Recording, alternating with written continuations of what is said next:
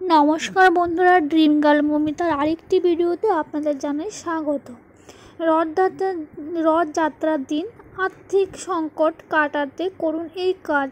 টাকার বর্ষণ হবে, তাহলে আর্থিক সংকটন আপনাকে ঘিরে ধরেছে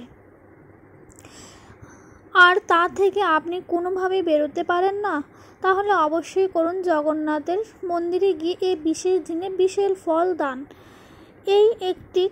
এটি করলে আপনার মহাপ্রভুর বিশেষ কৃপা লাভ করবেন।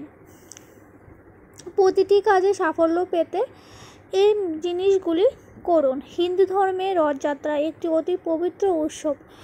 রথের দিন যে কোনো শুভ কাজ করা যায়। এদিন কোনো দোষ থাকে না। হিন্দুরা রথযাত্রাকে কেন্দ্র করে 7 দিন মেতে ওঠে। উল্টা রথ থেকে সোজা রথ, এই জিনিসগুলি পালন করুন। জ্যোতিষশাস্ত্রে ধরা হয় বিশেষ গুরুত্ব রয়েছে এই দিনটিতে।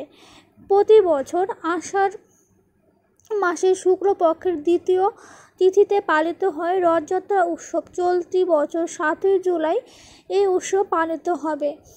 শুভ সময় শুরু হবে বিকাল 4টা থেকে 4:26 আর যা চলবে 8ই জুলাই 3:49 পর্যন্ত। উদয়া তিথি অনুযায়ী 7ই জুলাই এই মাসে পালিত হবে রথযাত্রা। রথযাত্রা উৎসবের সময় কোন কোন রাশি জাতকদের আর্থিক দিকে খুব লাভ হবে তা চলুন জেনে নেই। কারা রয়েছেন এই তালিকায়? প্রতি বছর আষাঢ় মাসের শুক্লপক্ষের দ্বিতীয়া তিথিতে পালিত হয় রথযাত্রা উৎসব। এই উৎসবের বিশেষ মাহাত্ম্য রয়েছে। চলতি বছরের 7ই জুলাই পালিত হবে রথযাত্রা উৎসব। এই বিশেষ দিনে আপনি যদি এই প্রতিকারগুলি মেনে চলেন, তাহলে আর্থিক সংকট থেকে মুক্তি পাবেন। শুধু তাই নয়, জীবনে অনেক দূর পর্যন্ত এগোতে পারবেন। কোনো কাজে পিছিয়ে পড়বেন না, এমনকি সকল কাজে সফলতা অর্জন করতে পারবেন আপনি। জানুন এই বিশেষ দিনগুলিতে কি কি করবেন। আর্থিক সংকটন থেকে বের হতে করুন এই কাজ।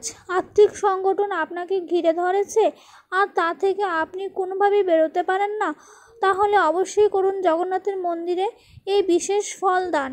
এটি করলে আপনি মহাপ্রভুর কৃপা লাভ করবেন। প্রতিটি কাজে সফলতা পেতে মানুন এইগুলি। জ্যোতিষবিদদের মতে জীবনে প্রত্যেকটি কাজ সফল পেতে পারেন আপনি। রথযাত্রার দিন বলরাম সুভদ্রার হাতে একটি গোলাপ দিন। যদি পারেন মালা দিতে পারেন, তবে সেই মালা নিজে হাতে তৈরি করে তবেই তাদেরকে অর্পণ করবেন। এতে দেবতারা খুব খুশি হয়। অশুভ দৃষ্টি এড়াতে কি করবেন?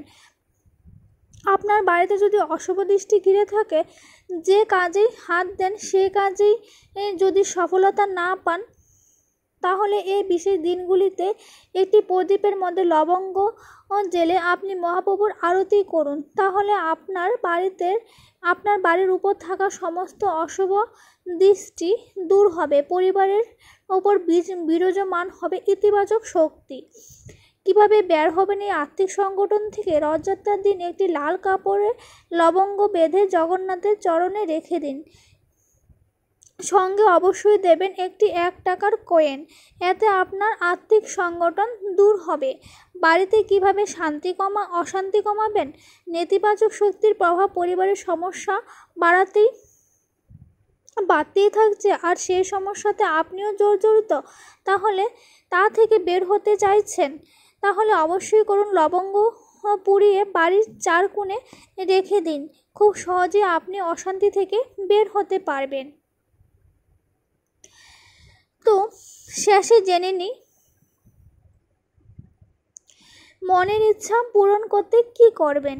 এই বিশেষ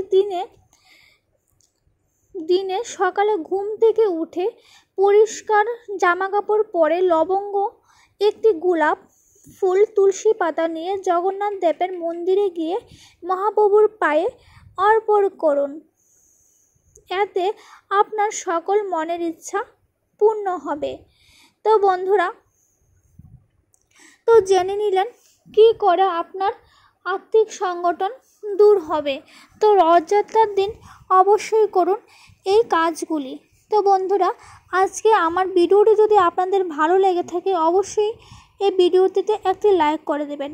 আর আমার পরিবারে যদি আপনারা নতুন সদস্য হয়ে থাকেন অবশ্যই আমার চ্যানেলটিকে কিন্তু সাবস্ক্রাইব করার অনুরোধ রইল। তো বন্ধুরা, আজকের ভিডিওটা আমি এখানে শেষ করে দিচ্ছি। আবারও দেখা হবে নতুন একটি ভিডিওর মাধ্যমে। আপনারা সবাই ভালো থাকবেন বন্ধুরা, সুস্থ থাকবেন। এখানেই আমি আমার ভিডিওটা সমাপ্ত করলাম।